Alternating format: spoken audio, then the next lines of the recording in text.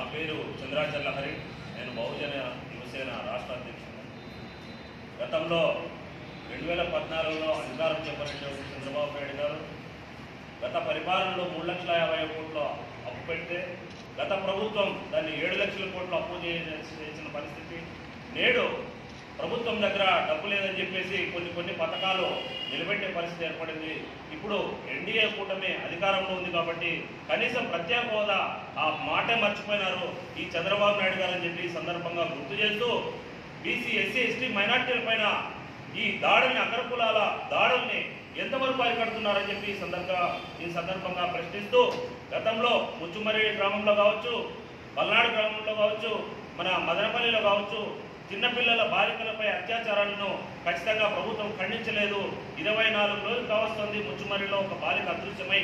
ప్రభుత్వం ఇంతవరకు కూడా ఆ పాప ఆజుకి కనుగొనలేని నిరుత్సాహంతో నిస్సహాయ స్థితిలో ఉందని చెప్పి ఈ సందర్భంగా తెలియజేస్తూ ఇదే అనంతపురం జిల్లాలో గతంలో ప్రభుత్వం ఏర్పడే ముందు వారు హామీలు విద్య, ఉద్యోగం అన్ని అంశాలపైన కూడా చంద్రబాబు నాయుడు గారు తమ యొక్క హామీలు ఇచ్చారు.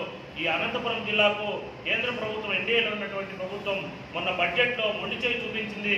మీరు ఏం చేస్తున్నారని చెప్పి ఈ సందర్భంగా ప్రశ్నిస్తూ ఈ యొక్క మడకశిర ప్రోగ్రాంలు ఖచ్చితంగా అడ్డుకొని తీద్దాం, వీటన్నిటికీ సమాధానం చెబుతూ ఈ పెన్షన్లు అయితేనేమి, బీసీ, ఎస్సీ, ఎస్టీ మైనార్టీలకు అందాల్సిన హక్కులు అయితేనేమి వారి యొక్క విషయాలపైన ఖచ్చితంగా దృష్టి సారించాలి. పెన్షన్ నిలబెట్టడం ధర్మం కాదు.